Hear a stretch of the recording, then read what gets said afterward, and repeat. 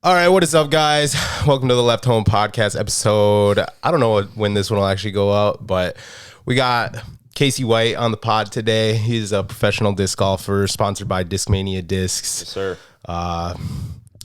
What other sponsors you got right now? I'm sponsored by my local pro shop, Disc Golf 978, and then of course in Jacksonville, New World. Sweet. Yeah. So yeah, Casey, a lot of the pro disc golfers are coming through Arizona because that's kind of where, well, a lot of them spend their off seasons in Arizona, and then the first couple tournaments are kind of in Arizona and Vegas. Everybody generally just has to migrate west, and I just got a lot of homies in Phoenix area, so it's like no brainer. Yeah. So me and Casey met like 3 years ago, almost maybe now? 3 years ago. Well, yeah, 4 years ago, maybe. Like we knew because like mutual friends, Right. And then you played the tournament in Des Moines, and you Yep. drove down with Terry, and I was there with Colin and Marcus. Yeah. Yep. But we were probably in like a group chat on Snap. Exactly. Yeah. Yeah. We knew each other through a group chat on Snapchat. I feel like but our entire friend group like that is because of that group chat on Snapchat. I feel like there's like disc golfers. You're like, you have all these friends. Yeah. You never met half of them, but then you finally do, and it's like, Do I even you introduce already myself, know him Yeah. because it's like you've been in like a Yeah. Snapchat group chat. I mean, that's some Colin shit Bailey, like one of that. my best friends. He was literally just a name that I saw like a mutual friends on Facebook type thing, and then it was Geisinger that added me to their group chat, and I was like, oh, like I recognize this guy, and then we met, and we were best friends from I feel there. like that's how disc golfers are, and like if I remember back, like if Alex posted something and like tagged me, you get like 10 new friend requests from for people sure. that you have no clue who they are. They're just like, oh, They're that just guy's like, oh, pretty cool. another He's disc throwing a golfer. disc. Like, they just like, you're like, I mean, great and all, but also like, I mean, I don't really want a bunch of random friends on Facebook. At the same time, so like not so much Facebook, but Instagram. I used to try and use it to my advantage because like Alex was, big name. I was trying to like post videos of him throwing, and then people would be like, oh, like from Alex's followers, click on my profile, and like so it kind of like we kind of helped each other out. But like random people on Facebook isn't really as important. Sometimes you like look at them, you're like, I don't know about this guy. I finally got to the point that if I haven't met you in person, there's no chance that I'm accepting that friend request. I still get people on Facebook that are like, it's like someone you went to high school with, who like you weren't friends with. They're fine, like nothing against them, but it's like, for sure. We graduated like 6 years ago. We never talked in high school. Yep. Why do you? My only rule is like sending me a friend request? Yeah, no. My only rule is if we were friends before, we're chilling. And like Instagram, if you're following me still, I'll follow you. But as soon as you freaking unfollow me, you're out there. You're out of the plate. Yeah. Yeah. Shit. So this is your second year on Discmania, right? Or third? Second full year. So they signed year. me mid-season in 2020. Mid-season, like contract signings aren't really a thing. It was kind of like a special thing just because of COVID, and like I started to get really good all of a sudden. But so my second full year, like on the team, On Discmania, sending it full time. Hell yeah. So I don't know how much you can talk about, but like, what does a disc golf sponsorship entail? So I mean, like everybody. Like when it's obviously all different, but yeah. So obviously, like I'm only like a couple years out of high school, but like when I was in high school, like only reason I wanted is because I wanted free discs. Everybody wants free discs, especially if you're like under 18. It's just freaking more things that you can collect and talk about. But so it starts. Everybody's contract always starts as free discs, and then then once you throw their discs, they see how good you are. If you can dig it, then they might help you out. They might make you like a signature stamp. That's what they did last year, and then this year they finally realized like you're a better player. Let's start to give you a little salary, right, and more endorsements and stuff like that. Right now, because disc golf is so not so much fluky, but like. I would say some things are just through the roof popularity and other things are just like the norm. Mm-hmm. It's a lot of endorsement deals. So it's like, if you perform well and get your name this many people, then like if you get this many people to buy your disc, then we'll do that for you. Like they're not going to pay somebody who's not going to bring them, right? Exactly. So they kind of test the waters and be like, you can get paid when all these people buy your discs, but if you have a big fan base, all the people buy your discs, they see the value in you as a player. Right. So like I have right now because of the whole like lack of stock. I have issues getting just discs with my stamp on them. I have people come up to me every day asking, hey, do you have a disc for sale? Of course, I wish I did, but it's just a matter of, there's a higher priority as far as like, there's people that got much deeper pockets that they got to please first than me. I mean, I'm just kind of, I'm still like, growing my roots here, trying to settle in like deep in the company. Yeah, I feel like you're doing well though, especially with like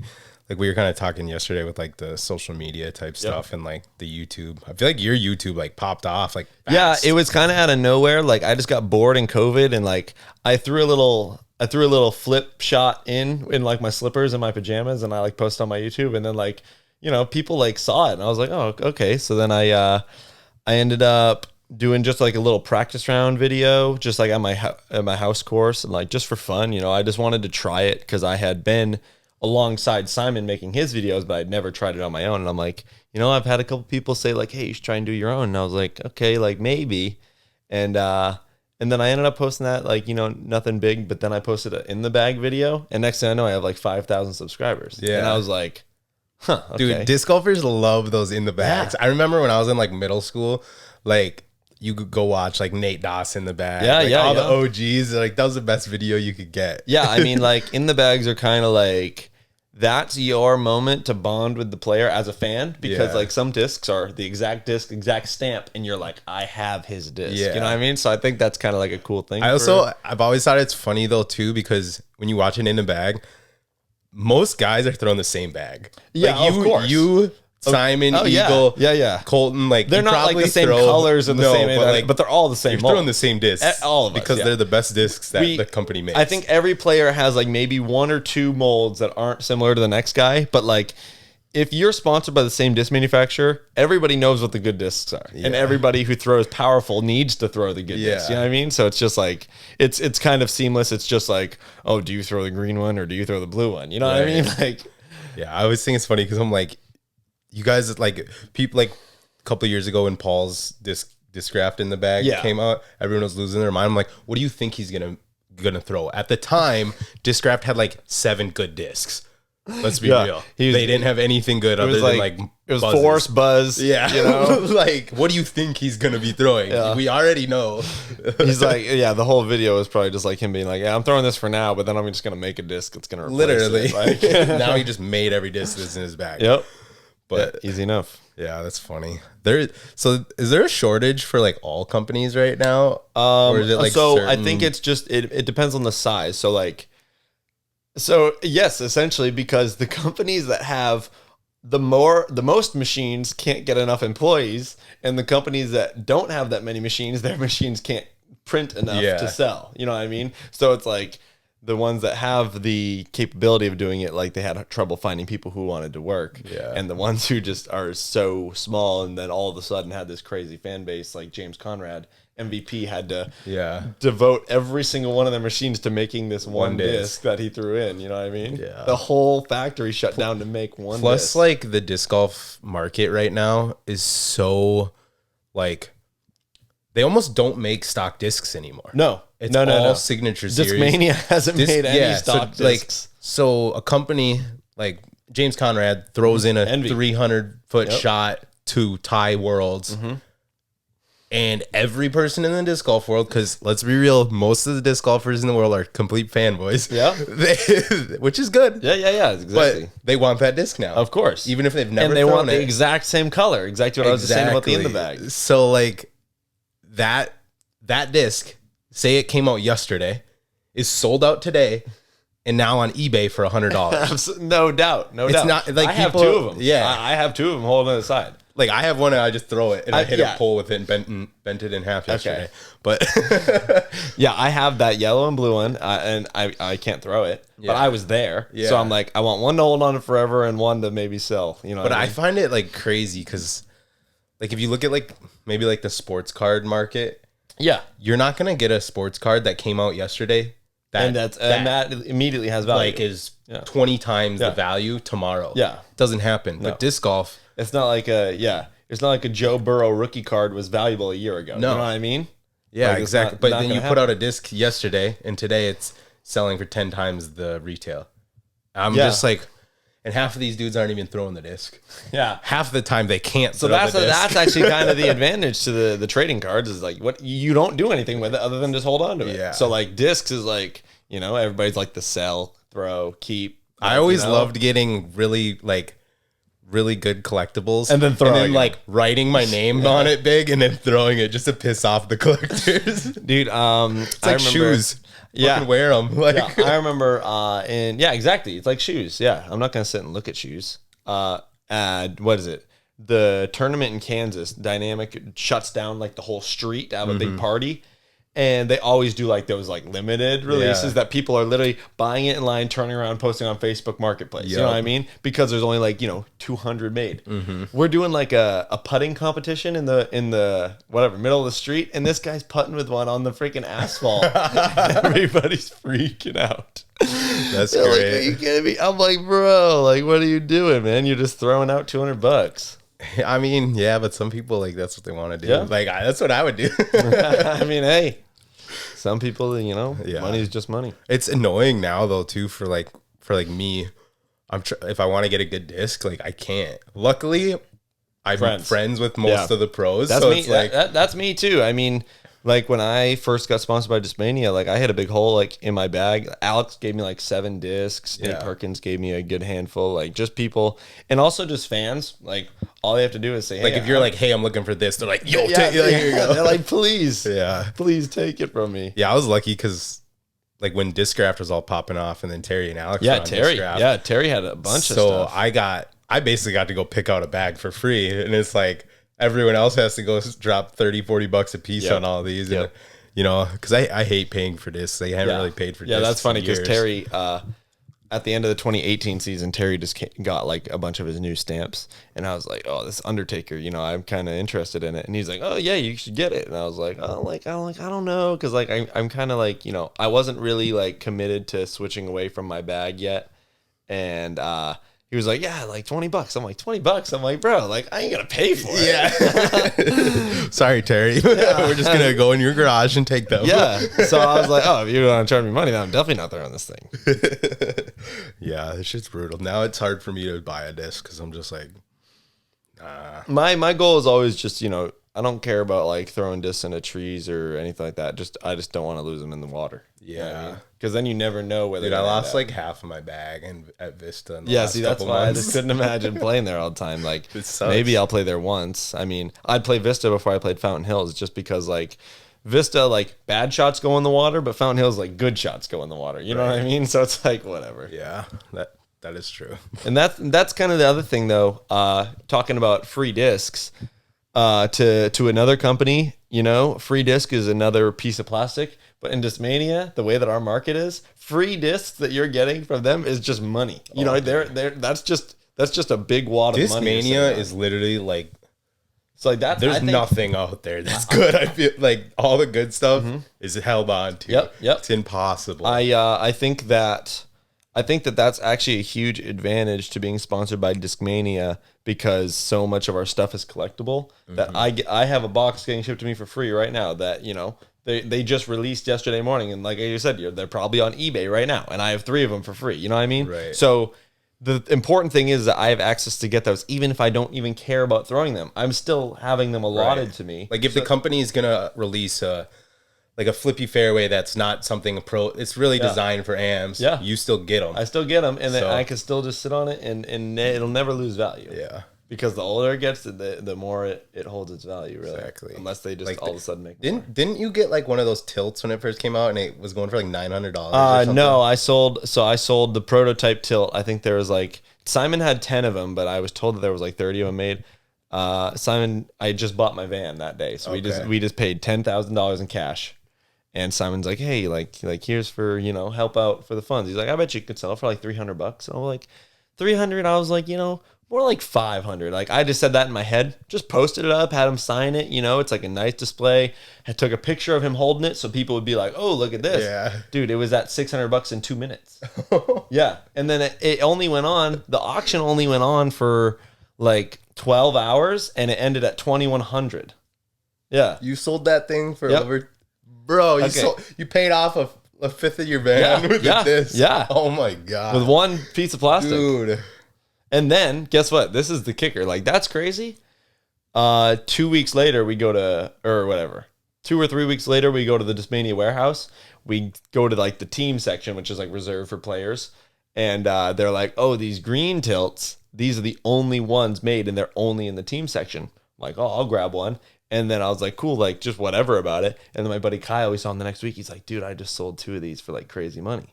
And I was like, okay, like I'll see what I can do. Post it on the thing. Same guy that bought the other one, $670 or something like that. Bro. So this guy's literally just funding my tour right now. Shout out that guy. So then, season goes on. I throw the tilt. I get on the Disc Golf Network coverage, throwing it well, not just throwing it to be an idiot. Mm-hmm. And then when I threw it in at Jonesboro, I remember like telling my friends that day. So, I guess I should probably tell the people, but there's just this shot that like the basket's kind of straight on. And if you get to the left, you just have this wall of trees. And I just took the disc and just kind of straight up, like, I don't even know, like roller coastered it, like up and over, straight in the bucket, and ended up getting on Sports Center. But before that, it got on Sports Center. I remember just telling my friends, like, hey, that whole, like, yeah, I threw it in over the top of the trees, and they were like, everybody was like, what? That's crazy. But I didn't really realize it. Like, I was just like, hey, this is something cool that I did. And then everybody, all of a sudden, now that's what they kind of know me for. And the guy that bought the other 2 tilts, he messaged me, he's like, let me know when you want to sell that thing. And I was like, I still throw it in my bag. So like, I don't really want to sell it. And then I realized, I'm like, well, like, they all fly the same.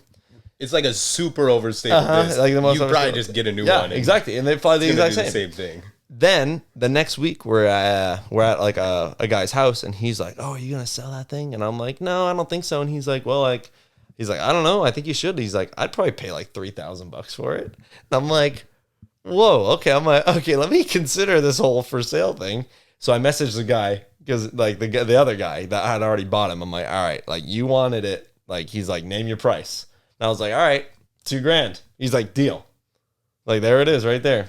Bro, what does that guy do? I don't know. He buys discs. That's what he does.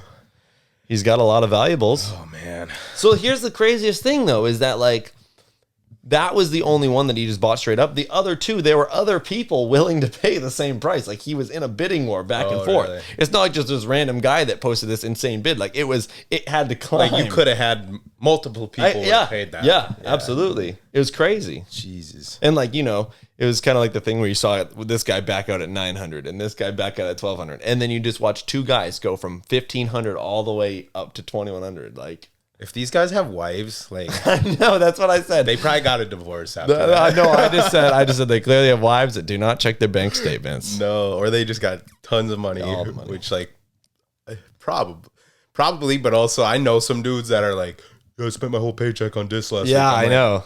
Like, oh yeah, like the guys that they'll bid on a bunch of discs, and then the last one they're like, oh no, I over budget. It's like, bro, like you just spent like $300 on this. What's another 20? You know what I mean? Like.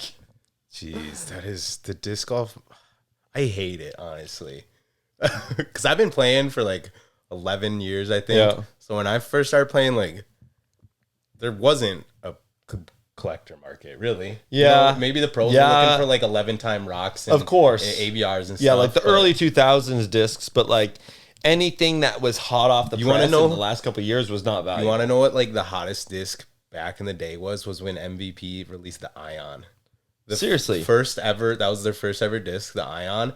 Dude, me and all my friends went and bought like a stack of them from like the disc golf shop in the cities. Those things were those like the ones with the sparkles or whatever? Like, I think like certain ones, like they were the first run. I think so. Like they were like, obviously MVP has like the base plastics now, but that was when it was like only champion. Like, they're like champion blend basically. And dude, like everybody was putting those Holy things. One of the best, like at the time, definitely one of the best throwing putters. Okay. They were very. Like, I used to throw one. I used to throw one with a Boston Bruins die on it. So they were like very torque resistant. So you could just crush on them. And they had the rounded inside of the rim. Like, wasn't a straight. It was rounded off. So weird. Classic disc. Yeah. But yeah, so I remember those being like one of the first ones where people are like, oh damn, you got that. I remember when the Nuke came out also. Really? Yeah, okay. Dude. Yeah. See, that's before my time. Yeah. When did you start playing? 2012. 2012. But like 2012, I played for like a month with one disc, knew nothing, and then I didn't play again until 2014. Okay. And that's when like my pro shop opened up by my home course. So then I got to see other discs that wouldn't be at Dick's Sporting Goods. You know what I mean? Yeah. So I was like, oh, okay. But like you know, even if a disc was collectible, like, and I was looking at it on the shelf, I had no idea. I remember they got the Nate Doss Sports Center Forces. Oh yeah. But like they sat on the shelf. So like, did I think that they were collectible? Absolutely not. Right. You know what I mean? Was that like the first shot on Sports No, Center, I think it was the second one. Yeah. But it was like an ace. He aced hole one at Fountain Hills. 380 feet over water or something. Yeah. So I remember that. That was like insane. What is it? When your shot gets on Sports Center, is there any like, do they just ask you permission and No, they didn't ask me permission. Yeah. I had friends sending me pictures on Snapchat of the Sports Center Snapchat They probably story. have to message Disc Golf Pro Tour or whoever To use the like Gatekeeper or whatever to use their coverage, probably, yeah. That's funny. And like, and Gatekeeper obviously was posting it being like our first shot ever on Sports Center, you know what I mean? So like, but yeah, so I was just like the Snapchat thing. So people were able to like send the story. I saw that. And they sent the story to me like in my direct message. They're like, yo, like. That's actually wild that like it's you. When you open Snap and you go to like basically under your stories has all the news that like you were on there. Yeah. I had some fitness like comedy skits I have done. They've been on there too. That's pretty funny. All right. Not Sports Center, but like those other ones. Oh man, that's funny. Damn though. Yeah, I don't usually dive too deep in that. So if people, you know, just say people didn't go on that, I probably would never saw that. I didn't know. Like I always accidentally click on them. Yeah, That's exactly. the only time I'll ever. Yeah. I accidentally click on them and then it's like something about freaking, I don't know, some celebrity that I don't care about. Yeah, pretty much. So you started playing. When did you start taking it serious? 2015. I like played like a couple tournaments, played leagues. You know, obviously like at this point, like I had like a backpack bag, you know, multiple discs. And 2016 was when I got my PDJ, and like I started to make friends. And since I was 16, I couldn't drive. And so I just went to any tournament my friends could drive me to. Yeah. Like I'd see my friends sign up for a tournament, and I'd be like, hey, if I sign up, can you drive me? And they'd be like, yeah. So I'd sign up. I didn't care where it was. Isn't it funny how I assume like it was the same for you, but like as a disc golfer, like as a kid or like before you get your license, you're like going to tournaments with like 40-year-old dudes. Yeah, no, when I was 16 years old, my best friends were 24 and 35. Yeah. Yep. And my friend Ben was 35. I used to drive to his house after work on like Friday nights, and we used to play Xbox for hours. Yeah. It's so like we had my buddy Ethan from back home, who's a big disc golfer too, on, and we were all reminiscing about like our home course and how it was like the first time we saw someone smoke weed. The first time we like see all this crazy shit. You're like 14. So I only had one kid that played that was my age. So like when we first started, like I tried to introduce my friends, but they were never like asking me to play. It was always me bringing them along, you know. And but my friend Steven, I used to play like baseball with him, but like never connected with him. I saw like he posted a picture of him at the disc golf course, and I like immediately, you know, we were like we became like close friends because it was like we're both the same age. I don't know any other kids our age. We're tired of hanging out with 40-year-old guys. You know, let's play some rounds. And we went out like every weekend. You know, we'd get rides and stuff like that. And I remember one time this guy comes running through the course. He's like, I lost my jar of weed. I think like he's like, if you guys took it, like I don't even care. You can keep all the weed. I just want the jar. Must have been a nice jar. And then exactly, we're like, you know, we're 14 and we're just like, and my friend Steven's like, you know, if we go find that jar. But I was like, bro, like, there's no way I'm going searching through this entire freaking course for this guy's little jar thing. And then whatever, like, but that was the first time that I was like, like, okay, like I'm just 14. Like so many firsts on the disc golf course, honestly. Like, I remember the first time we found somebody else's disc without a name on it. That's like gold mine back in the day. I remember the first one I ever found. I thought it was a Bud Light can. Oh, and then I came up with like, reflection. He's like, oh my god, it's a disc and it's got no name on it, bro. It was a Lightning MX1. Oh, do you know what that even is? I do, because our local sports shop like had the full Lightning lineup. And they don't have premium plastic. No, so like I was just like, this is crazy, and I hated the disc when I started throwing it because it was so ugly and like it was just like cheap plastic. But it flew the farthest, and I had no explanation for it. It's because I was 12 or whatever, 14. Because your arm speed and actually I couldn't could throw. handle the other disc I was throwing. I could handle this one. So I was like, yeah, this one goes far, but like I don't like it. You know? I feel like that's how I was back in the day. Like if a disc was like ugly, you're like, No. Like, I remember the first time my dad and I went and bought a disc, he got a DX Beast, which is, like $8.99. I got a Champion blue one, and he's like, hey, how come yours is $3 more expensive? And I'm like, I don't know, I just picked the one I liked. Mm-hmm. I remember back at our local shop, like, if you wanted like a Champion disc, they were like 25, dude. I was like, that's nowadays. Yeah. But I'm like, my friend Jesse, his first disc was a Champ Ape. Oh, for non-disc golfers out there, it's basically like if you've ever thrown a Frisbee, this one just goes very hard left. Like, if you don't know what you're doing, you're going to not have fun, basically. Man, it'd be like throwing a freaking flat football with no air. You know what I mean? Basically, that's the equivalent. Yeah. It's just not even existent. Damn. So when did you like, did you like go up the ranks? You play like intermediate, advanced, I started in intermediate pro, just like, because like I played like C pool and league and like, wasn't too confident.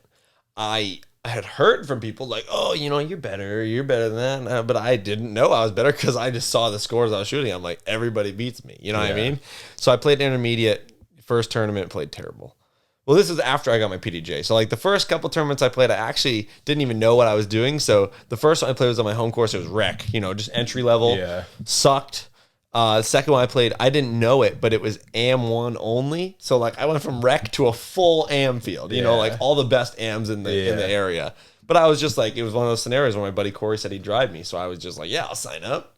And then once I got my PDJ, I kind of understood like, okay, I should play intermediate. Didn't play well to start. And then the next tournament, I actually got like guilted into playing AM1 that I ended up playing, and I almost won the tournament. I actually had like a putt to tie for a playoff, like to push playoff on Holy Team. Completely shanked it, Like it was my first opportunity to like be in the lead of a tournament. And so like I was like, oh my God, like, this is it. Yeah. And I just completely shanked it. I think I missed the comeback. Dude, that was like my first few advanced tournaments. I'd always be on lead card second round and just shit the bed. Yeah, so that was just kind of like okay, there is some potential here. And then the year went on. I ended up winning one finally at the end, like like in September.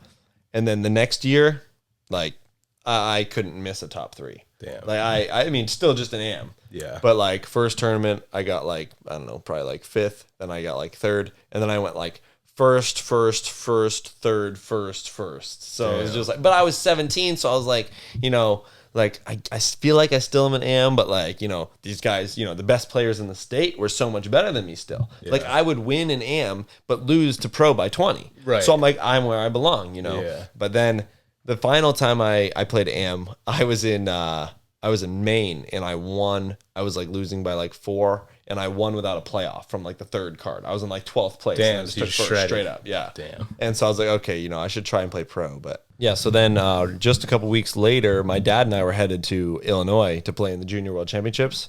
And I had never traveled anywhere for disc golf besides like Maine, which is like, from here, it's like to Tucson. You know what I mean? Like it's nothing. And I went to Junior Worlds and played good. I got 3rd, and I was like, hey, like is Junior Worlds all by every age? There's a yeah. So I played 18 and under, and then it goes 15 and under, 12 and under, 10, 8, 6. Okay. Yeah, and I was eligible, so like I told my dad I wanted to go, so we went, and and I ended up getting 3rd place. I was in the lead. Like I definitely could have won that tournament. I was in the lead overnight, like after the 3rd round, like halfway through the tournament. And then, I was like king of the world. And then I got 3rd, and I still felt like king of the world. Like it was the best week of my life. Yeah. And then I was like, hey, now I can make money. Like, so I went back and I made money right away. I started playing pro, and I started cashing. And from there, I just, the question and when was that? Like 2017? That was the end of 2017. Okay. Yeah. So that was summer 2017. And then that was, actually, it was at that tournament that I met Castro at Junior Worlds. Okay. Then he comes to play Maple Hill. We kind of are friendly. I was like, at that time, I was like over the top fanboy of Alex Geisinger. Yeah. So I was like in his Instagram. I was in his Facebook Messenger, like talking to him, Alex at the time was probably like, God, this fucking kid. Alex was, dude, Alex threw a freaking disc a mile. Like he was king. He came to Maple Hill. I mean, that's how I was like from Minnesota. Is like, you see, like for me, it was like you see Kale or Alex doing well. And you're like, oh yeah. And then I was always like the farthest thrower in like my area. Sure. So like watching Alex be like the farthest thrower in Minnesota, you're like, oh hell yeah, like that's fast, Yeah, and so the thing was I it would just like, I don't know, I just want to be friends with him, So, and then Castro from Minnesota. I met him, and then I was like, oh, like Castro, like you know, I'm gonna get your Snapchat. So like we'd start like snapping, and then like somehow I ended up with Alex's Snapchat as well, and that's when that group chat whole happened, and that's when I started traveling to play pro. Like I flew to Illinois to play in the Rumble, like to meet up with that's where I met Colin. Yeah. That's where I met Meg and Terry as well. And then I went to the Majestic in that June. So this is June 2018, me and my buddy Marky Chap. And that was the first time that I ever like got on a plane and made money. Damn. So I was like, okay, like, you know, I just traveled to play pro, made money, like good weekend. Hell yeah. And then I just kind of kept rolling from there. Damn. I feel like that's young disc golfers out there. If you're actually good, be real with yourself. Just befriend the pros and somehow you'll get in the door. And yeah, I know, for real. Like when I moved to the cities, I just I think I hit up Terry and I was like, hey, you want to like play? Yeah. I think I had maybe met him one time, like just said what's up. At, like, see, I thought you guys met through your job. No, they like got me the job like later on. Okay, I didn't know Alex though until I started working there. Gotcha. Yeah, so I knew Terry, like me and Terry had played like a couple rounds. Yeah, because I moved to the cities. Because I didn't even know you disc golfed at first, and like they were just like, oh yeah, like you know Broderick, blah blah, and, like send Snapchats of you just sitting there or whatever. And then like, oh crap, he's a disc golfer too. Like I thought that you literally just worked with him. Yeah, no, and then we had the whole squad just working out the same place. Dead and then animal hauler. The dead animal hauler. And then we'd be on like a group phone call every day. What is the hotline? The hotline, yeah. Literally every single day for like a year, we'd all go to work. Everyone had like driving jobs. So we'd all get on like a 3-4-way call and just be on the phone the entire time. Yeah. I mean, now that I drive across country, like I totally get it. Like podcasts are great for passing the time, but phone calls, they're interactive. Calls, you know what I mean? It's like 2 hours, boom. Oh, yeah, absolutely. Whereas music, you like count the songs. Oh, almost. for sure, for sure. 3 minutes. Yeah. Yeah. So like, if you need to pass some time on a drive, call your friends. Yeah. I mean, like, at this point, with how much driving I've done, I feel like if I were to get like a normal job, that'd be like the job I'd have to get, you know, because I'm so used to driving. Yeah. Literally go get a delivery job where you drive a Sprinter van. Yeah, exactly. Sprinter van. Exactly what I do. Yeah. I got good at driving a Sprinter van. I was at the point where, because I had delivered through like the cities and stuff, through like alleys and one ways and all that. Yeah. So I was like better at driving a Sprinter van with like no back windows than like my car. At for sure. I could just whip that thing. So like I used to be really intimidated when I was younger. I always worked for my dad doing plumbing.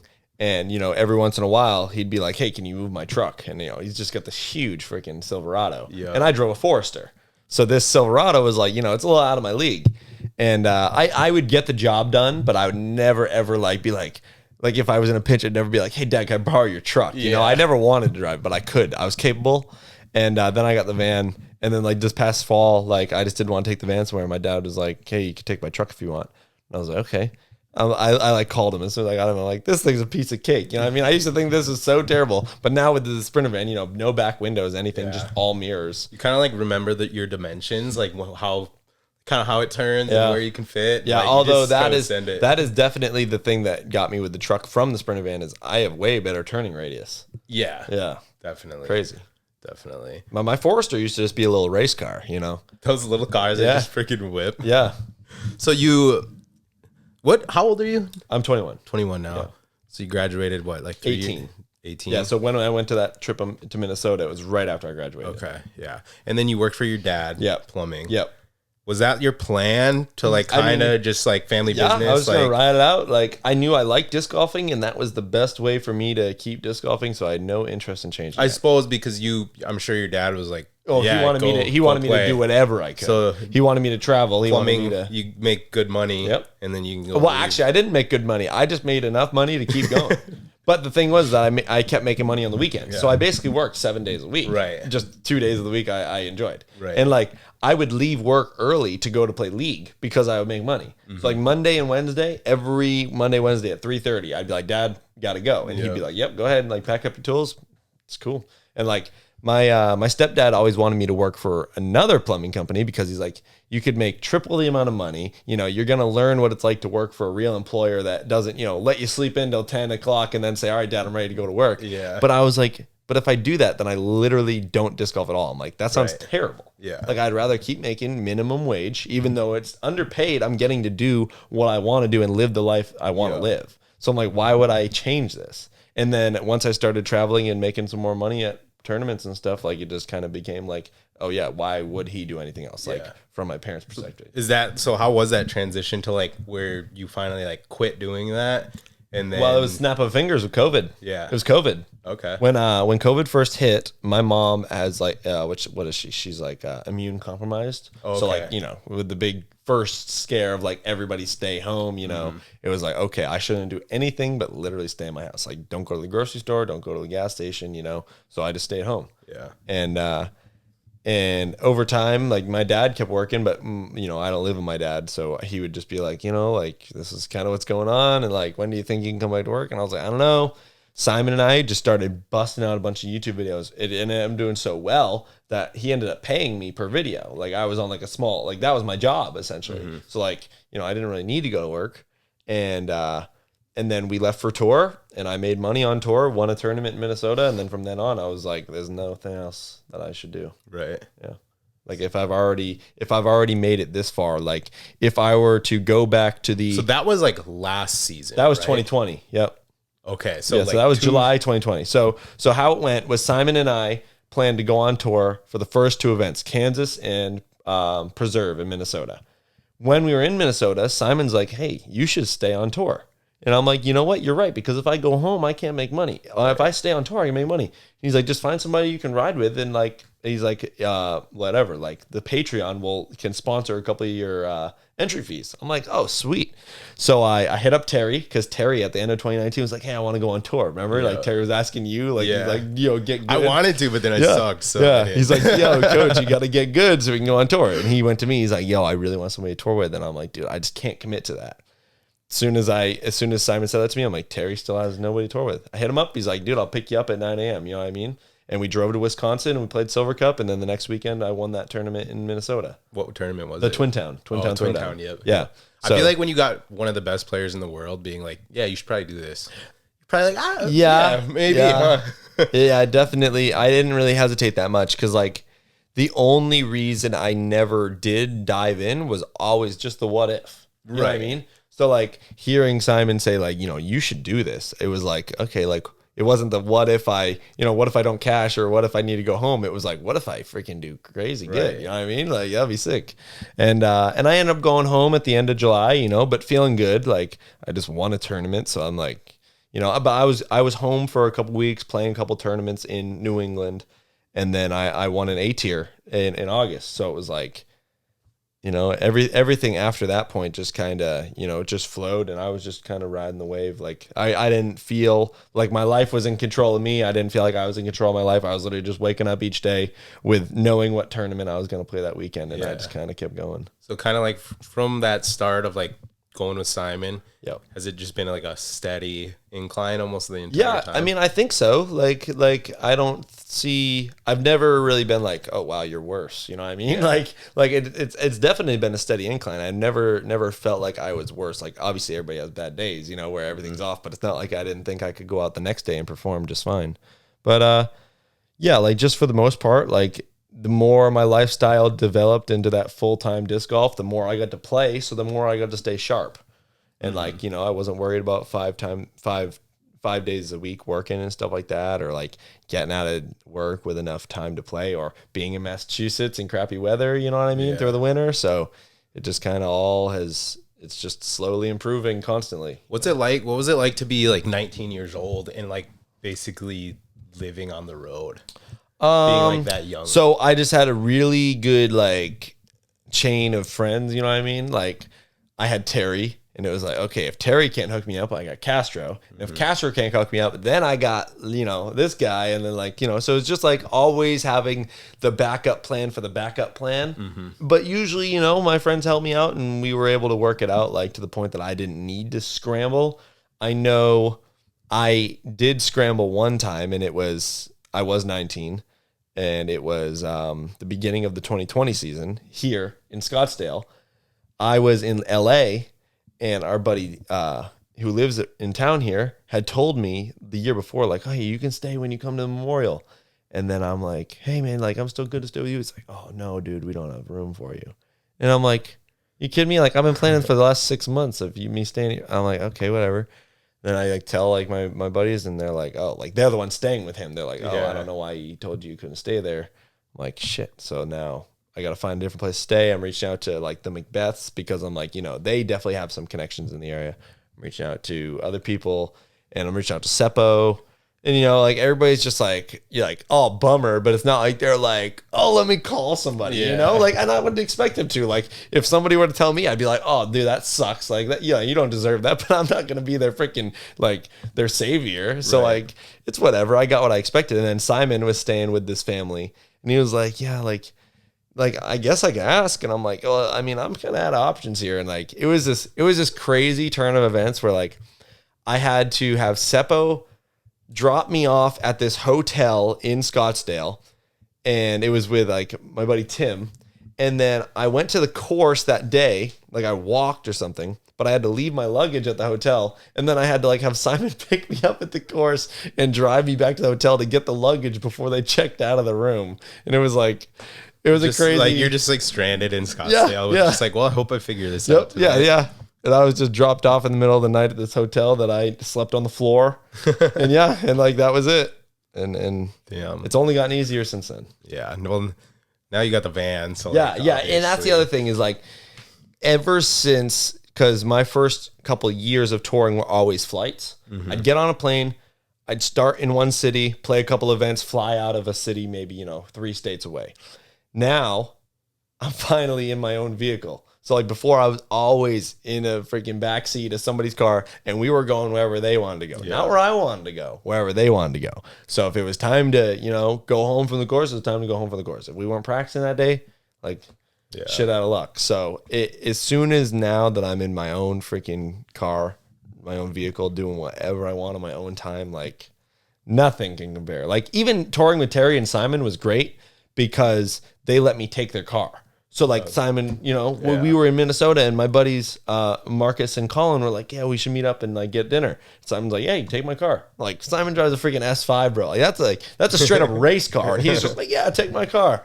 And I'm like, dude, this is so nice. Hell yeah. I feel like the disc golf like community, that's like how most people are. Yeah, and Terry was the same thing, Yeah. He was like, Terry just doesn't give a shit about anything. But Terry like said it straight up, like he didn't even it didn't even have to come to the point like before I even needed it. He was just like, hey man, car's our car, you use it whatever you want. Yeah. And I did. So how is the like van life experience been? It's great. I just sleep wherever I want. I can see as many friends as I want. How's like your build out? What do you got? So I've got the only thing I'm missing is a sink, really. Okay. But I think that's kind of the least important thing out of the necessities. So I have solar, I've got full electricity. I've got a fridge.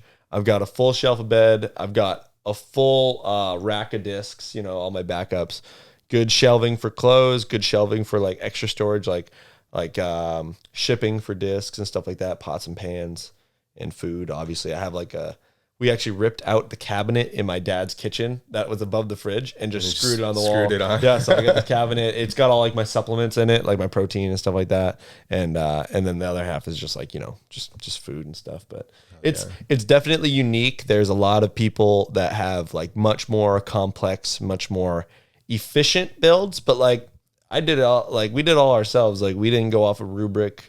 We didn't try and like mimic anything. We were just like, hey, this works. I feel like as long as you're like, you got the freedom, you got a bed, and you're making money. Content. It's like, it's just a matter of being like content. like there's nothing right now that I'm like, oh, damn, I wish I had that. You know what I mean? Like, I'm just like rolling with it. The only thing that does suck right now is my side door is broken. Our dog like chewed the cord. Oh shit. And I can't open my side door. And it's actually a nightmare. It's like as if every single time you came into your freaking house, you had to freaking walk around to the back, back door. Climb in the back window. Exactly. Yeah, it sucks. It's so bad. Like my front door of my house is freaking locked shut. But it's better than when it started because at first when it happened, we realized like, oh shit, like we can't freaking lock it. That's what the problem was. We open it and we're like, holy crap, why is this door unlocked? And then we're like, oh my God, it's all broken because she chewed it. and then I finished with it a bunch. So then it became permanently locked, and we're like, okay, good. Now it's secure. It's like, we'll figure out another day. But now it's like, okay, I think I'd rather it be permanently unlocked, and then I could like manufacture a way to like tie the door shut if somebody were to try and open it. Right. You know what I mean? So like, it kind of sucks, and I think I have a way of doing it, but I need like some more tools that I just don't bring with me. I have a toolbox, but it's like it's minimum. Have you had the van break down at all or anything? Or yeah, we broke down in the middle of Ohio. We had just gotten COVID, so we had to wait extra time before driving to Massachusetts, my favorite week of the year, to play in my hometown Pro Tour. And all my friends are already at my house, and I'm not there yet. Was that like the COVID season where they were super strict on those no, this was 2021. This is 2021. So this was 6 months ago. Oh, okay. And my girlfriend and I were driving from Minnesota to Massachusetts, and we decided for this trip, for the first time all year, we were going to take the van and her Jeep. So we were going to have two vehicles because she could do whatever she wanted while I took the van. You know, it was going to be great. Then we drove like all the way as far as we could into the night into like Indiana. And then we started driving in the morning, and we were like midway through Ohio, and I see this like red thing come up on the dash. Call her, and I'm like, hey, can you call your dad? Say, because her dad's like a mechanic, and say, hey, this is what's going on.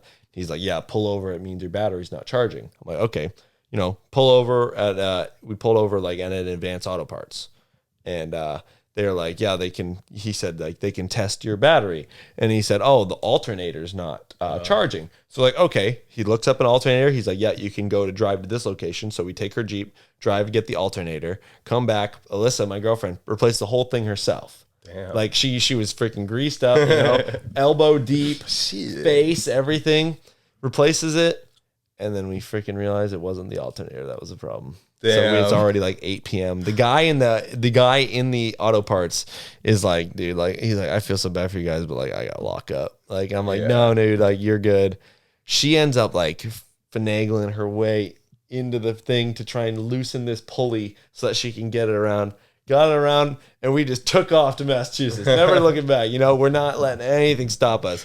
And we made it, and then we had to take it to the dealership there and get it dealt with. But, like, we just kept telling everybody, like, she just kept saying, she's like, if I wasn't there, like, he'd still be in Ohio. And I'm like, yeah, like, I don't know. Ain't wrong. Yeah. That's funny. But it was extra urgent because we were already coming in late because we had COVID.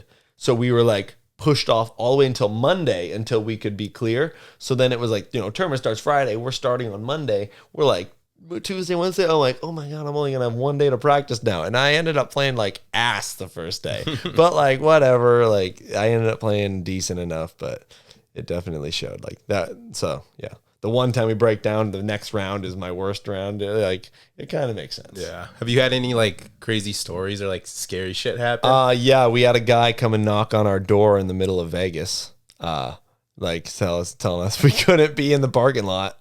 And it was like 5 a.m. Oh, but it's just Vegas, so it's a bunch of casinos. So we literally pulled out of the casino, went over to the next one, and slept for the rest of our 3 hours, and then went to the course. Like it was kind of pointless, but it was kind of funny.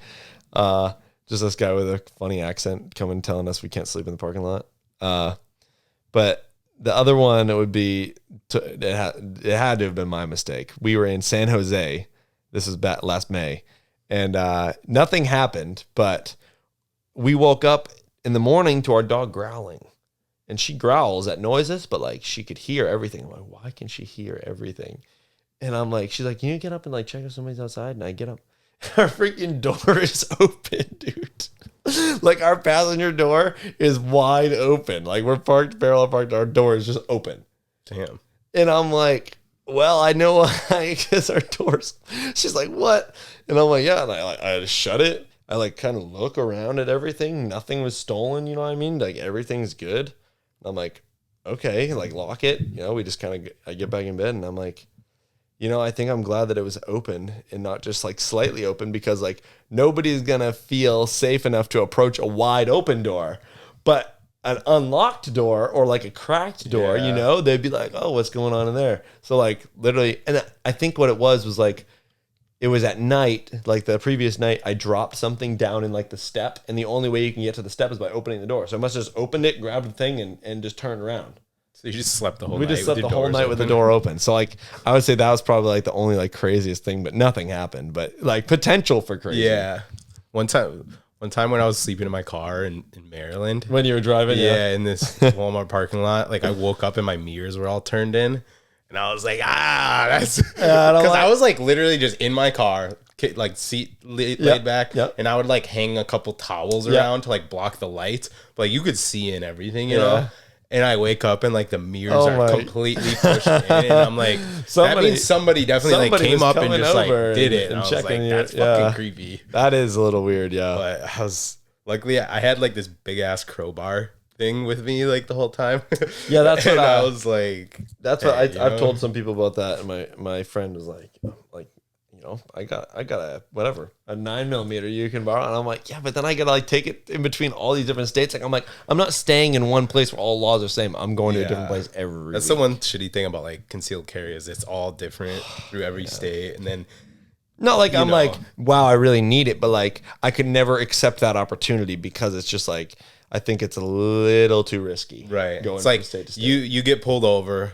Cop sees a disc golfer. They're first instinct pothead. It'd be like, they're gonna search your car because you're a disc golfer. Yeah. Then you have a gun, and then you're screwed. And everybody like travels their own way and stuff like that. Like I know some people who are probably bringing some stuff state to state that they were really hoping, you know, they're driving under the speed limit for sure. Yeah. Thankfully, like in my van, like I just kind of drive. You know, I drive as fast as I can, but it doesn't go over 70. Right. I'm pulling a lot of weight, and it's a small diesel, so I go 72 when I'm going downhill. That's it. Yeah. So like, you know, most of the speed limits out here in Arizona are 75. They're not pulling over the guy that's going 67. No. You know, unless I'm like the wind. Dude, in Arizona, everyone's driving 95. That's what my friend told me as well. So you'll be going. It's speed limit will be 75. You're going 85. The cop passing you is going 95. Yeah, and he's like, what the fuck? My friend Adam said like he's like, yeah, you can go on your phone all you want. You can go as fast as you want. Like, yeah, I don't know about the phone thing, but he said that everybody texts and drives and nobody does anything about it.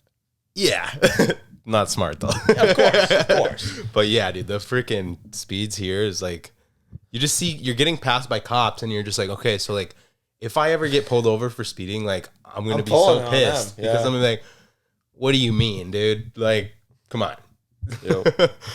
But yeah, I've only been pulled over once, and it wasn't in the van. I just don't think that my van is like you just don't pull over a guy. Your van probably looks like a work van because you don't have decals on it at all. I'm gonna get it wrapped though, so that might could be worse. Who knows? But I feel like we won't know until we know. But the white work van, everybody. Like nobody's the only thing that makes it anything but a work van is the solar panels and the fan on the top. So like that's what I see when I see a blank van. I'm like, oh, camper van. But like that doesn't mean that the general public sees it and thinks that. Yeah. That's just what I know because I live it. Right. But like.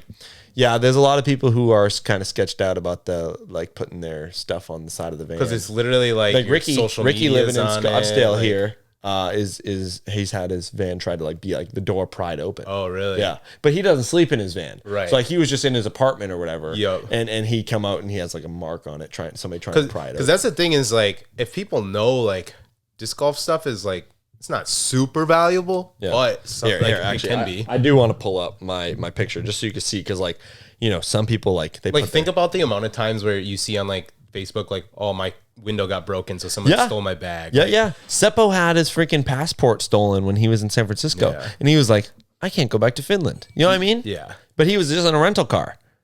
Yeah. So it's like you see like Ricky Wysaki's van. Yep. So 2-time world champion. You're like, so okay, exactly, this guy might and you have see his face on it. Exactly. Yeah. So look at this is what I got going on. This is what I'm putting on my van. Like look at how simple that is. You know what I mean? Gets the point across. Sick, though. Yeah. Right. That's pretty cool. So yeah. So I mean, obviously, like the camera can't see it, but I'm getting like a black to white transition with just my logo and Discmania on it, and that's it. Like some people put their face on it. They put, you know, I'm putting my Instagram and my YouTube on there because I want followers. You know what I mean? But like. I'm not putting like some people. It's almost like they have their freaking home address on it. You know what I mean? Like here's my social security number. Like I'm like, yeah, I don't think I want to see my face on the side of my vehicle. Yeah, like it is the type of like where it's like people you're posting on social media, so people probably know where you are. Kinda. Yep. And then they know like that's your vehicle. So So I can definitely, Yeah. where the sport is right now, I feel like it's not as much of a problem. But yeah, of course. coming soon. I mean, this sucks to say, but like this year is going to be the first year that the Disc Golf Pro Tour is actually having security. Oh, So yeah. like before this year, there was nothing stopping anybody from walking up to Paul McBeth with a knife. You know what I Right. mean? There was nothing stopping that. Yeah. Like literally, Simon and I have signed discs for a guy with a freaking pistol in his holster. You know what I mean? Simon literally was like, "Oh yeah," like he's like, "Thanks for the signature," and he's like, "Yeah, and you brought your gun. Like that's cool." Like we're in the middle of Oklahoma. Yeah, you know? so it's like there though. It's like, Oh, of course. that's That's like his having your day, cell man. phone in your pocket. Of course. Yeah, you never know if you're gonna get charged by like a wild hog. You know what I mean? Like he's out in the Right. middle of Oklahoma, just freaking playing disc golf, and then Baron like, Just yeah, actually like, yeah. So, 2022 season yep, about to start. yep, Heading to Vegas Saturday. yeah, probably Saturday or tomorrow night. What do you got? Any goals for this season? What are you most excited for? Yeah. So last year, the only goals I set for myself were 10-20. For non what you call it, disc golfers.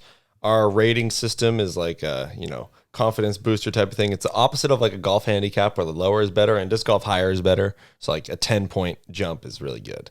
And yeah, I think I started the year last year like 7 points off or so from 10-20. So I was like, that's a pretty feasible goal. Then I told myself I wanted to get like a top 10 at like a big event, and I wanted to get on a lead card at one point. It doesn't matter if it was first round, second round, final round. I just wanted to just kind of be seen. Mm-hmm. And then like 3 weeks into the season, there I was. Damn. First place after one of the first rounds. I was on lead card.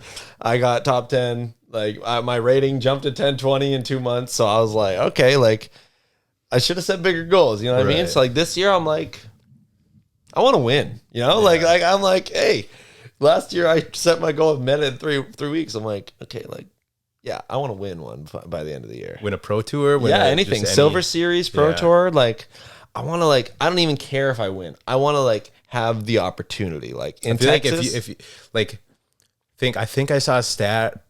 Was it like Kevin Jones didn't win a single time last and year? he was in the run, but he like almost won every tournament. Yeah, so you thought that he had like this great or this terrible season, but he freaking actually was like almost winning every Right. single time. And you're like, oh, Kevin, he just didn't have a good season. And then you actually look at it and it's like, well, he almost won Portland. He had almost probably won Worlds. the best season actually. Yeah. Most Like consistent. consistently got screwed over. That was Kevin's season last year, really. Because a lot of it's weird how like obviously when Paul was winning all the worlds, when Ricky was, clearly they're the best. They are There was nobody else. the world champion. Yeah, there was nobody else. Nowadays, you can win worlds and like This you're year- not the best player This in year, the there's world. 4 majors. We could have 4 people Yeah. win majors this year. Whereas like Paul swept the majors. Yeah. Ricky did it too, right? Or No, was he- because I forget what happened. Ricky never won the USDGC. Okay. Yeah, Ricky never won the USDGC. But either way, for a while it was like one dude winning pretty much every tournament. yeah. Now it's a lot more up in the air. I don't know if you could ever, for my opinion, Paul McBeth he's just the best player in the world. That's Yeah, of just course. what I think. Of course. Like overall, you can't. I think that Paul McBeth is just still that guy to beat. Yeah. It doesn't matter about skill. It doesn't No. matter. It's a matter of history and just like in relativeness. Like Right. you're never counting him out at the big ones because he's won way too many of them. Yeah. So like he can have the worst season of his life, but then he's gonna almost win worlds. You know what I mean? Like obviously Greg Barsby, great disc golfer and everything, world champion from 3 years ago. Or- Almost 4 now. Okay. Yeah, 2018. Was he the best player in the world? Not even close. Not even close. Not Like, even it's close. just how it it was is. the perfect freaking storm. He just He got did it. he got the 2 courses that paired perfectly for him to take down his opponents, and he took advantage of it. Yeah. And that's kind of where I'm at. Where like I know what I'm up against now. I've done the full year on tour. I know these courses now, and I'm like, okay, like Texas, it's got a couple of those courses that like these people who can throw 100 feet farther than me don't really have that advantage. They do on some holes, but like I can make up ground in the woods.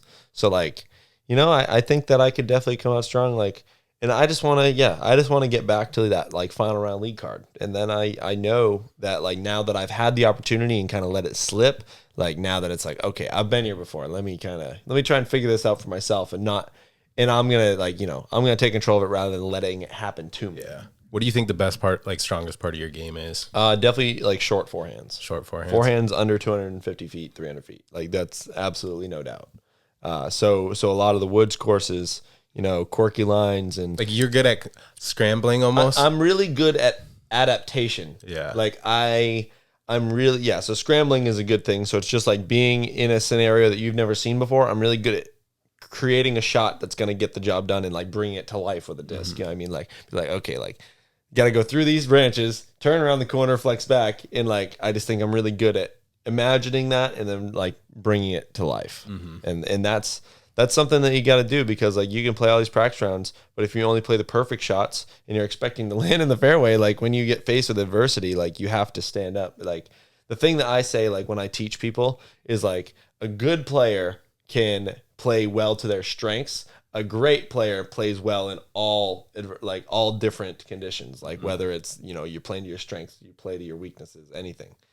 Open course, windy, rainy, you have to be able to adhere to that. So I'm not the best at anything, but I don't necessarily have like you would never look at my game and be like, oh, that's his biggest weakness. like mine putting. Yeah. So my biggest weakness is so marginally less lower, like or so marginally like small compared to my next weakest thing, but my biggest strength isn't really that much marginally better than my next biggest strength. So it's like my scale of skill is very compact, but I do feel like I'm like on a good height as far as the scale. Like it's not like everything's trash or everything's great, but everything is good. Which enough. overall, that's probably going to keep you higher in the rankings than a dude who can crush the disc. But are you going to make your putts? Exactly. Like, more times than not, no. Yep. Which, so honestly, now that I've been on tour and like I'm getting a little more comfortable and stuff, one of the things I do struggle with is like aggression,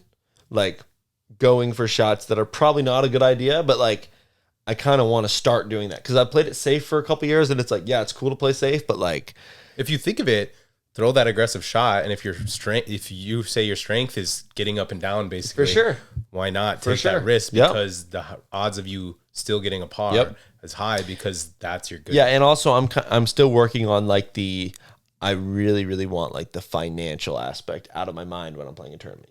Like not like, okay, if I lose 2 strokes here, I lose $200. Yeah, and that's what I'm trying to remove from my game right now because it's still present for now. But like I'd really like to get to a point where like, I'm throwing the best shot because that's the shot to get the job done. Because I'm trying to eat. I could see how as disc golf grows, and you would hope one day the top 100 players are all on salary that they of course, that them winning $2,000 versus them that's why going Simon, for a shot, losing 4 strokes and dropping 10 spots doesn't cost them their next week's. That's why Simon has never cared, because he said that the money is not marginally enough for him to care. Right. Like the difference between 2nd and 5th is not enough money for him to actually like care. Right. Which the peace of mind. Like winning is cool. If he's not winning, like it doesn't matter. Yeah. It's either like Paul Macbeth. All he wants is first. Yeah, Kevin Jones. Kevin Jones is the same way. Who gives a shit? Yeah, Kevin Jones is the same way. I played with him where both of us kind of weren't doing that well, and he was just like throwing crazy shots. Yeah. Plus, like for a guy like Kevin Jones or like Simon if they're not gonna win, maybe they get a highlight and that grows their social media. Yeah, for sure. Okay. That in turn makes them more money. Yeah. Them throwing the crazy shot can make them more money than 5 higher places in the tournament. Absolutely. If you look at it like that too. So there's a lot that goes into it because the game's at such a weird place right now where you got dudes who are making millions and you got dudes that are making $20,000 a year. Scraping. Not even. Not even. But you got guys that are netting negative money on the year, but they're still out there somehow. Yeah. Like what? Hey, for the love of the game. I guess. Yeah, right? Like I see some of these guys on tour and I'm just like if like that was the position that I was always avoiding when I was 19, not ready to make that leap. Like, hey, I'm just gonna do it. I'm just gonna do it because I want to. I was avoiding that grinder. Oh well, I got to get at least 20th place if I want to make it to Georgia. Right. Like what? Like how can you live with yourself like that? Like sitting in like last putt of a tournament and you're like, I have to make this in order to not go home next. Exactly. Weekend. Fuck, I'd miss them all. Yeah. So I'm really glad that I waited. I waited for my time to come. I never put myself in that position because I would have been too much. Like, Going home was my biggest fear. Like just the fact. The one thing that I will tell you though is like, you're so young, and like even I'm like, I feel I'm almost 25 now, but I feel like I'm getting like too old. But in the big picture is like, if you failed and you had to go home, dude, you're still 21 years old. You could go back out 2 months from then. You could go work for 2 months, save up money. It doesn't matter. And that's kind of what I did.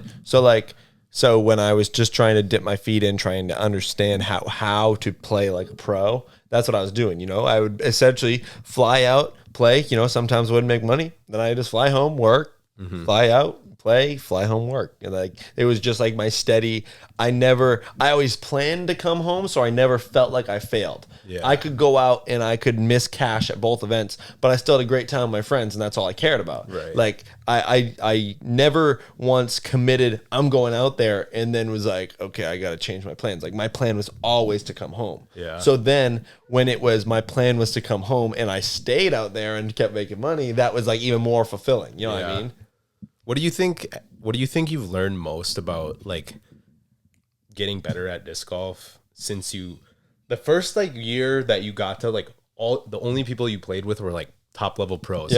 What part of your game, or what did you learn the most from being able to just watch them? You know, you have your textbook shots, and then like, you know, shots that like you should have, but then you like, you know, you just kind of like go like, I know how that's supposed to work, but why does it not fly like that when I throw it? And like understanding discs that are capable of doing things that they're not made to do, really. So like an understable disc, you know, it's supposed to go right, but you watch somebody like Simon, who's just really skilled, and he's throwing it with this baby spin on a hyzer, and it's moving left. And it's like, that's a disc I couldn't even think about going straight because it's going right, but he's throwing it, making it go left. It's like, you know, this is really funny. You know the movie Cars, like the kids movie Cars? It's like when he's drifting and he's like, you know, turn right to go left. He's like, how the heck does that make any sense? It's literally like that, you know? So like seeing what's actually possible as far as like the complexities of the shots, and then just being like, okay, if you see them, now I know how, and then it's just a matter of teaching yourself. But like, it's a matter of being in love with it so much that all you want to do is learn that new shot. You know, you don't care about like, oh, I might not be able to do it. You're just like, that's cool, I want to do it. And like, I'm interested. That was like one of my biggest learning lessons when I started playing with Alex, because I felt as though me and Alex had almost an identical skill set. Yeah. He's obviously better than me, like more consistent. And then I would say throws 75 feet further on average. But power forehand, he had it, I had it. Power backhand, he had it, I had it. Power putter shots, he had it, I had it. So everything he could do, I could also do. Not quite almost at the level. As good. Yeah, like not quite at the level. But so if I saw him throw a shot or a line, you could just do it immediately. I was like, so I can do that. Yeah. So maybe just slightly less far. So I would say that's where we are polar opposite, because playing with Simon as that, you know, Alex type guy, throws so much farther, so much capable of more things. We have complete polar opposite game. Yeah. I'm all forehand when it's on the short holes, and he's throwing these putters, and I'm like, dude, you are insane, like throwing that shot. Like, I'm not even capable of that. I can't even think about it. Yeah. And he just does it, man. Like Simon isn't most impressive because he throws far or because he can putt straight. His most impressive thing is grabbing a disc that's beat to crap, dog teeth marks in it, and throwing a freaking 300-foot straight shot with it. Yeah. Like he can ace a hole that's under 200 feet with like a 14-speed driver. Like that is, and his spin control is like that's what it is. Tier. Yeah. So he excelled in the thing that I was weakest in. So like you are saying I was always able to see the line and just follow along. For me, I was able to see the complete opposite end of the spectrum. Like, hey, you're really good at all this stuff, but look at all this stuff you've never even tried. That's possible. Like he's not throwing a forehand shank, with a shank shot, putter, like flex. Yeah. No, he'd never. And if he did, it's because like he was just goofing around probably. Like, right. No, he always threw backhands and I never did. And you know, he always threw farther than me, but like angles, like distance angles, that's another thing. Like just yeah, exactly. It's all about like complexities of the shot, not just throwing in a straight line, not just throwing it left, right. It's about throwing it left, before making it go right. Yo. You know what I mean? Yo. Like going left and then going like, oh yeah, I'm actually gonna come all the way over. Like the beat up mid where it's like this and then drifts left and then it's like my favorite shot in the game. It's so much fun. And that was the shot that came to life by watching Simon throw it, because it was just, the things that if I'm the best player I know, like as far as like the people I play with at my leagues and casually at my house, if I'm the best player I know and I don't see that shot, I'm not going to think to do it. Exactly. So my friends who I'm playing with aren't doing that shot, so I'm not doing that. That's shot. how I was like all growing up locally. Like I was it's kind of pretty hard. much the best. I threw twice as far as everybody else. Like As far as knowing like, hey, like I'm kind of good, but I want to be better. It's hard to know what do I need to get better, because like, well, I beat my friends, like I don't know what else I can do other than just like, I guess I just keep throwing more and keep putting more. But like all I would do is me and Alex and Terry would go play Kaposia. Every disc, me and Alex basically threw identical bags for the most part. I remember. So whatever shot he threw, I just tried to copy it because I'm like, he's one of the best players in the world. That's a great thing. Yeah. If I can match every shot he throws, I'll probably get better. Yeah. That is true for sure. And thankfully you didn't copy his, after he missed the putt. I mean, I probably did. Oh man. But shit. Yeah, everybody's got their own way of getting good. Mine was just, I just wanted to keep throwing. That's all it is. That's the thing I think like with disc golf is like over everything is like you gotta just love watching a disc fly. Of course. And you gotta just I love watching a disc fly out of my hand. Yeah. You know what I mean? Like I love watching a disc fly, but I love watching a fly out of my hand. Yeah. So like I never practiced as work, It was just like I was practicing, but I didn't even know it because I was just like, this is what I want to do. Mm-hmm. This is what I've waited all day in school or all day at work to do.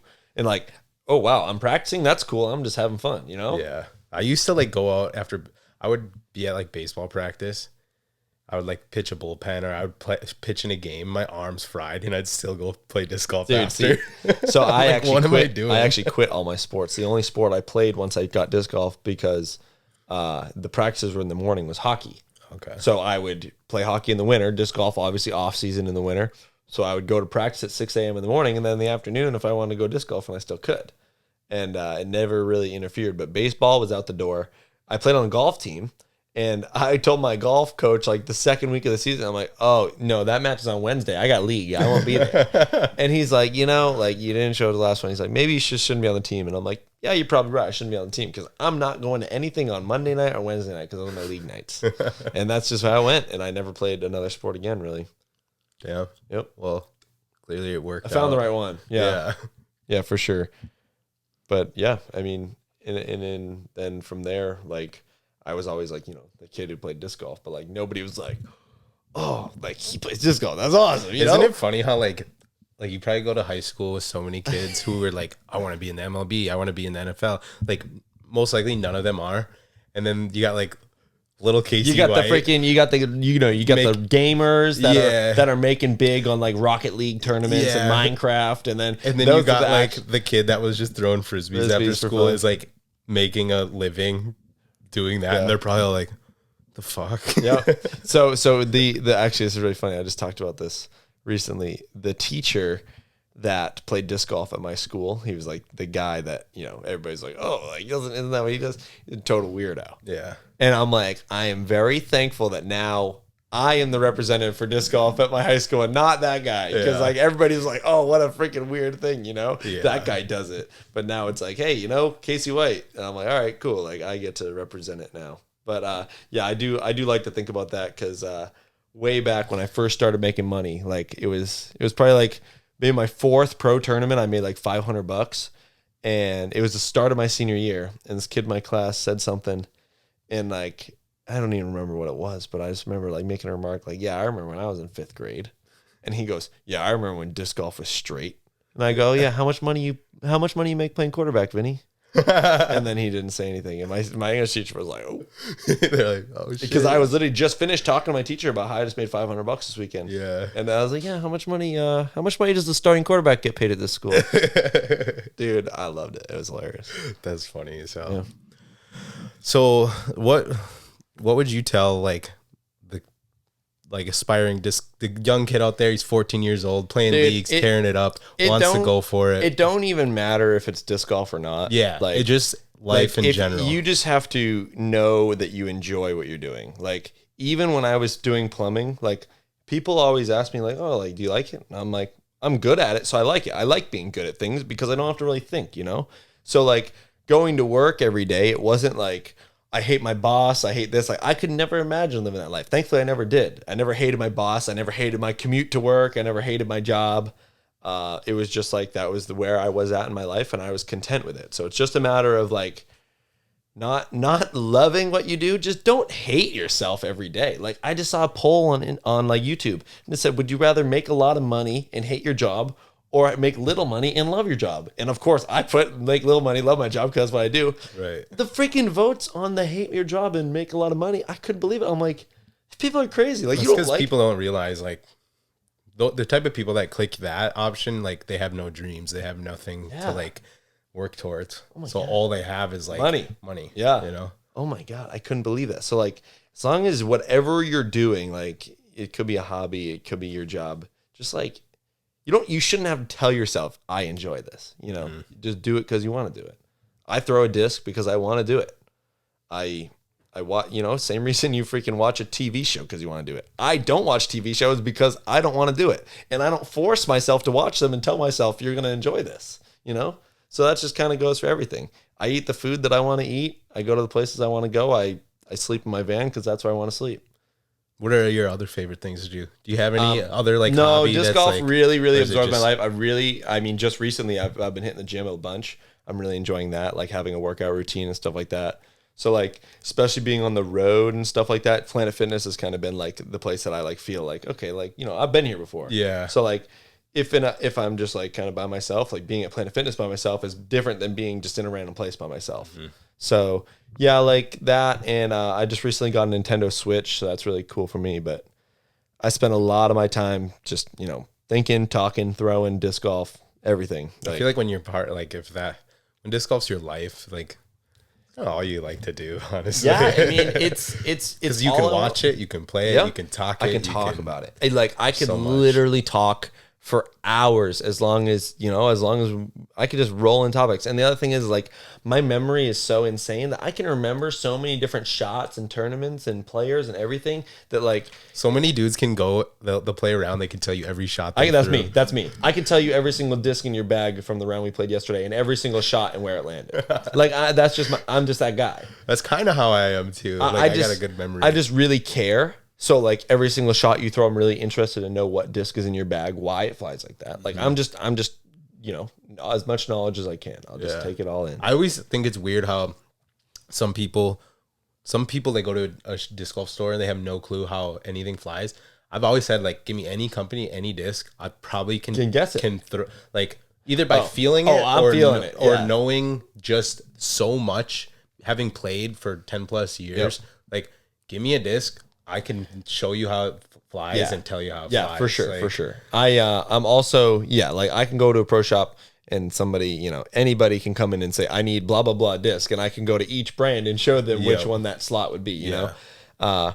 But yeah, so like, I've always been so attentive just because like, it doesn't matter that you don't do it as your job.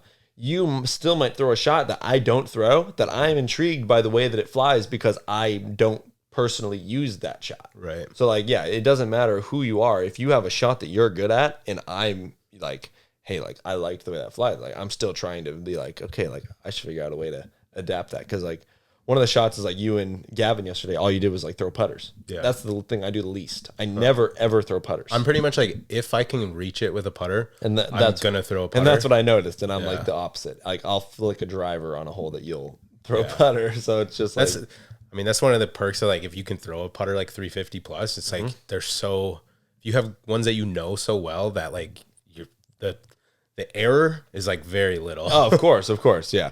And like, I don't know. It's just something I've never really grown on, but yeah, I always find opportunities to learn. So like anytime a new disc comes out, I want to know what it feels like, what it looks like, what it flies like. Like I see somebody's bag and like, it's a manufacturer I've never heard of. And I'm like, I am intrigued because I'm curious, but I'm also like, how do I not know what this is? And I'm bothered. And I'm like, I need to know what this is. Why can I not figure it out? And like, I don't want to look at the name. I want to be like, I should know what this is. And then like, you know, sometimes like a disc I never heard of. And I'm like, okay, whatever, no hard feelings there. I'm on myself.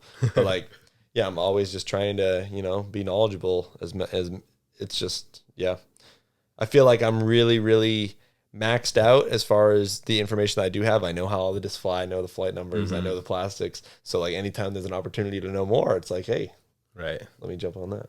But I definitely don't watch as much anymore. Like you're talking about like consuming the content. I don't either. Ever since I gone on tour, I get to watch every tournament when it happens. Yeah. So like I'll watch my own coverage, like watching film. You know, watch like my friends when they're on coverage for sure. Other than that, I haven't really watched much in the last few years. Yeah.